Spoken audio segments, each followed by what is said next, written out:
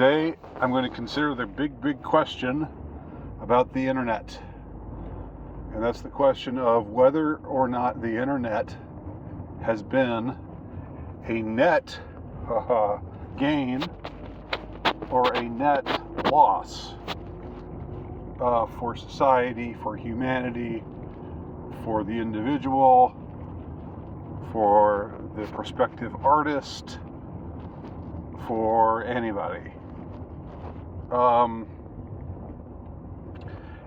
Of course, the way that you consider these kinds of questions, if you are of a mature mind, is you think not in terms of, oh, everything was great then, now it's all shit, or everything was shit then, now it's all great, and you think more in terms of cost-benefit analysis. Everything is a trade-off. There's no zero-sum game when it comes to questions like this.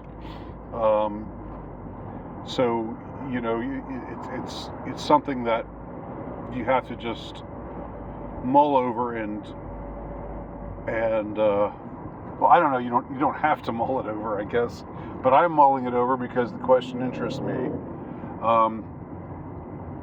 Now, without getting too expansive here, let's just try to stick to the program and make this as relatively short and sweet as possible, and not as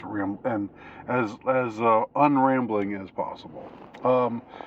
Let's start with the question, or let's start with the yes side. Let's start with the answer that yes, overall, the internet has been a net gain.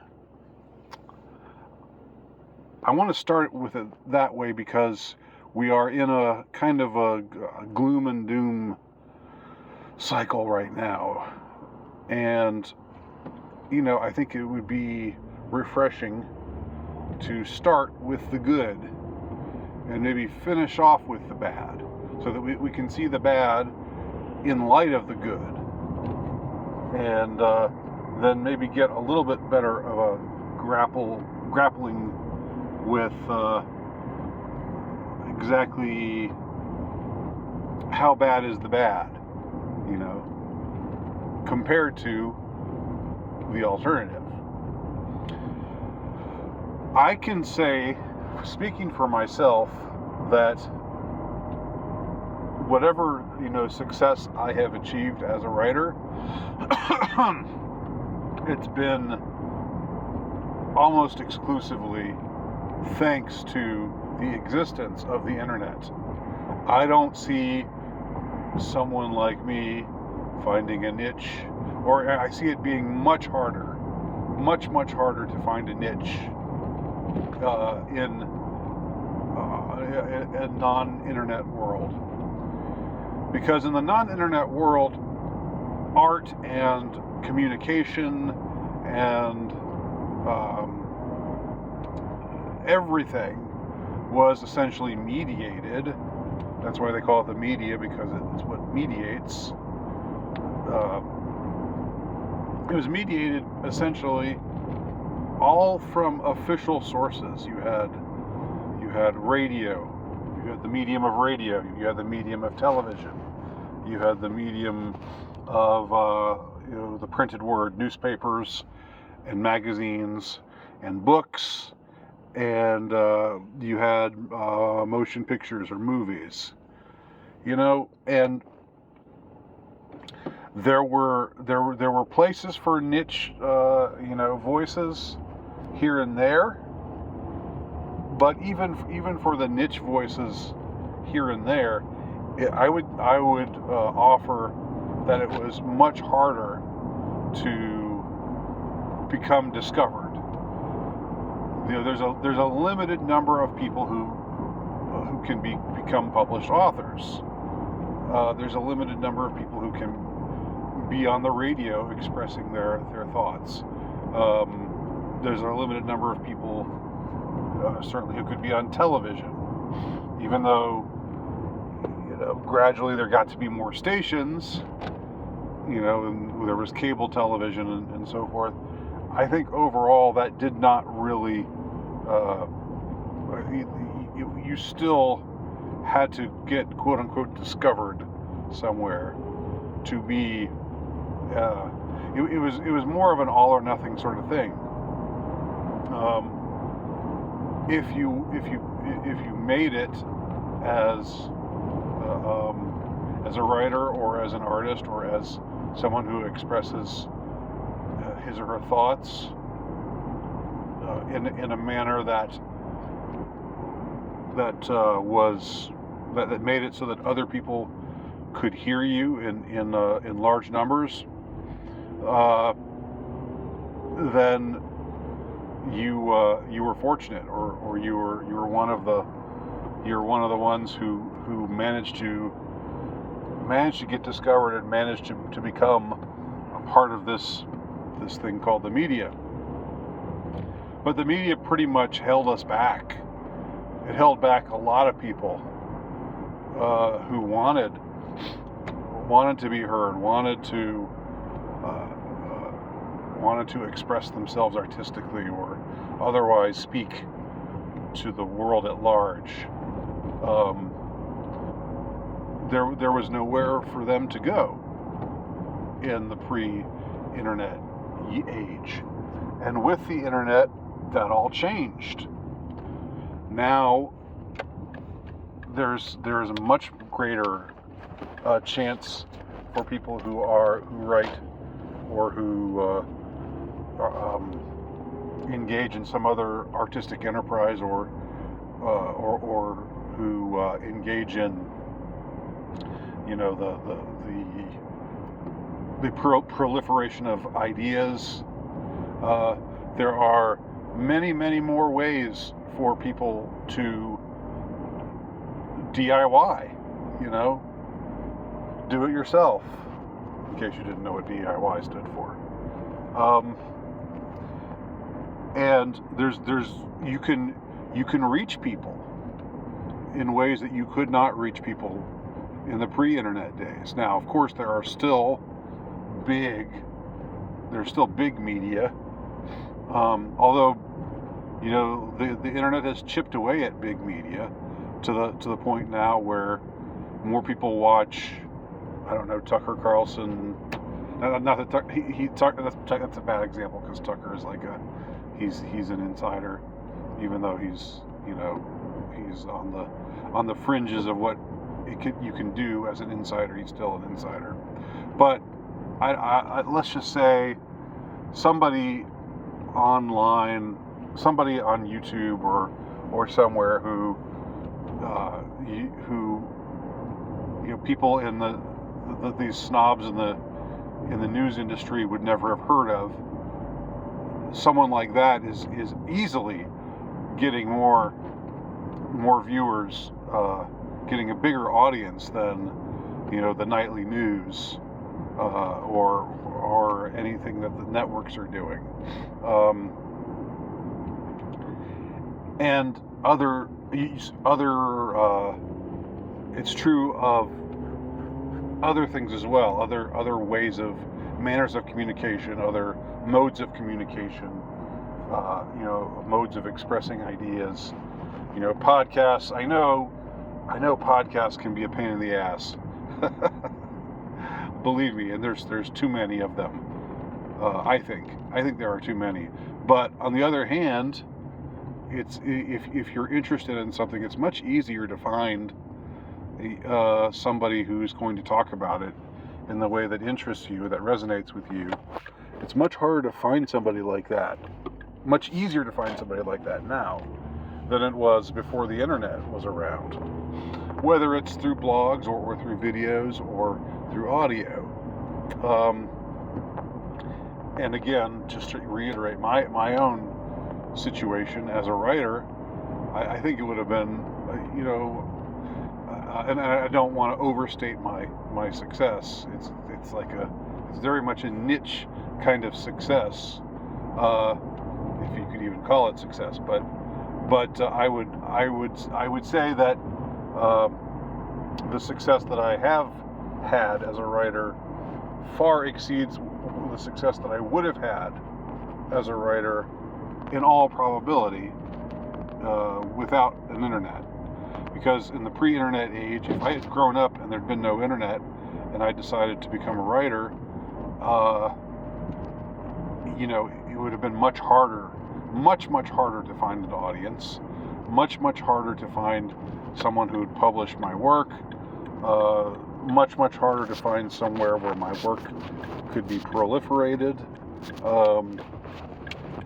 and the internet. So in this sense, the internet is if you pardon the expression, empowering. That's not a term I like to use a lot, because a lot of really flaky dodos use that word, empower or empowering. But in this sense, it is true. You are empowered as an independent voice, as somebody who's outside of the fold, as somebody who isn't just saying what the official the promoters of the official line want you to say. It's easier for someone like you to find an audience and to be heard, and to if you're a consumer or a listener or an appreciator, or somebody whose tastes are a bit more arcane or a bit more niche, then it's much easier for you to find your people, and that's a very good thing. That's a very healthy thing, and I think we should remember that in the context of everything that we find discomforting and disagreeable about the internet age, which I'll talk about right now. So I've spoken about the ways in which the internet has been a net gain. Let's talk about the ways in which it's been a net loss. Now, the biggest thing that comes to mind for me, well, there's a couple things, I guess. But the biggest thing that comes to mind for me is that with the internet, we are much more easily surveilled. With the internet, I think we lose the freedoms that we had in the pre-internet age. Even though the pre-internet age, our freedoms were still being eroded. I mean, I'm sure there were still, they were putting up cameras everywhere, and tapping people's phones, and that stuff was going on for sure, without a doubt. But I think it's much easier for them, just like it's much easier for an independent voice to express himself and be heard. It's also much easier for somebody in the realm of the principalities, powers, thrones, and dominions. The powers that shouldn't be. It's much easier for them to keep us surveilled, and it's also easier for them to sort of crunch the data and be able to spit back propaganda at us that will be more effective. I think the propaganda has grown much more sophisticated due to the fact that data is at their disposal. If you're a quote unquote bad actor, I know that's a term that's sort of been I put that in quotes because it's like one of those new terms that people are suddenly using. Before, a couple of years ago, when I thought of a bad actor, I would think of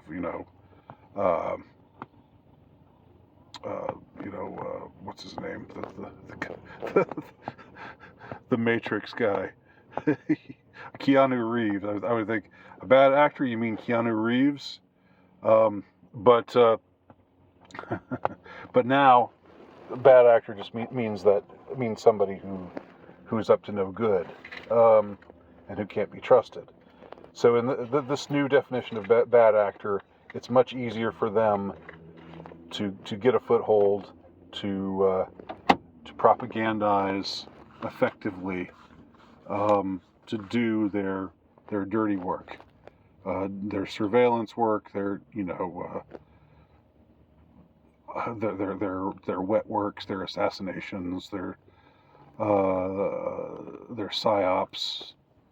All these things are just in some ways facilitated by living in an electronic age as we do. So there's that downside. There's also the downside of the people being, the problems of people being terminally online. There's the problems of that are alleged about the difficulties between men and women that have arisen, especially with social media, with dating apps. That really wasn't as much of a problem. It's like it's a double-edged sword. On the one hand, it's great to be able to communicate with people all across the world at basically no charge. Like you can just talk to somebody in Thailand. I was talking to somebody in Thailand just the other day via social media, and it was just like he just sounded like he was in the next room. And like in the pre-internet days, if you were friends with somebody and they moved out of town, then they were effectively out of your life in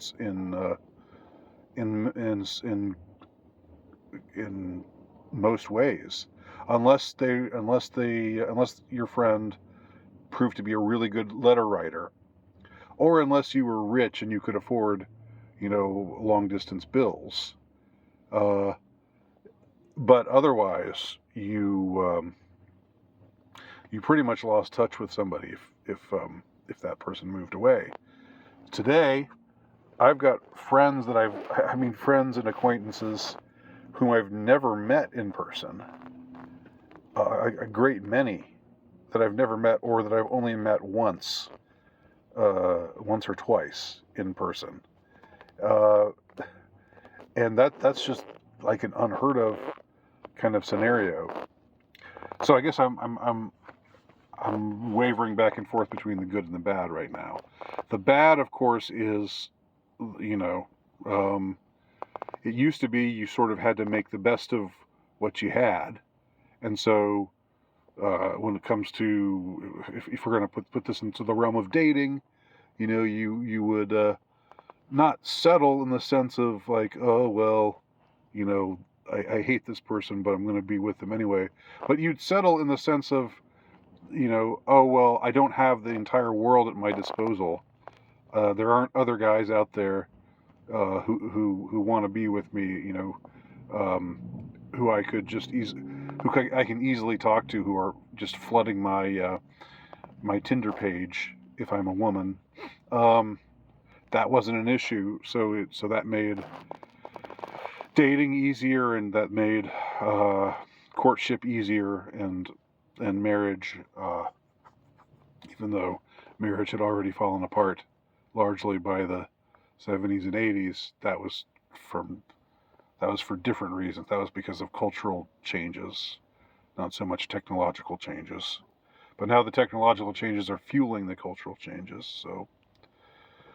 So yeah, and there's the problem of being addicted, because when everything is at your fingertips, unfortunately, there's a lot of things that you shouldn't have access to, that you do now have access to, whether it's pornography or something else that's harmful or not a good way to spend your time. In the pre-internet age, maybe you wanted to be watching pornography all the time. If you were like a lonely, horny teenage boy, but it just wasn't a possibility. You had to, if you were going to go to to see a XXX movie, you had to go to some gross movie house where they were showing those movies and all the seats were sticky. I mean, I don't know. I'm not speaking from experience here. This is just my speculation that must have been not like the whole prospect of doing that. No matter how badly you wanted to see stuff, that must have been a deterrent for a lot of people. Whereas today, you can just sit in your bedroom and find every kind of depravity imaginable. And that's not a good thing. And that's, I don't know, that's not going to change. I mean, you can put controls on the internet. You can try to censor things. You know, I generally am not a pro censorship guy. I understand that pornography is not good, and all that, but anyway, I would say that certain pathologies. Let's just cut to the chase here and summarize. Certain pathologies are facilitated by the internet. So overall, is it better? Are we better off with or without the internet? The internet empowers us, but it also empowers the state and the principalities and thrones and dominions and all the evil bad actors. So it's a double-edged sword in so many ways. It gives us more freedom, but it also contributes to the surveillance state where we have less freedom, where we're probably being watched all the time.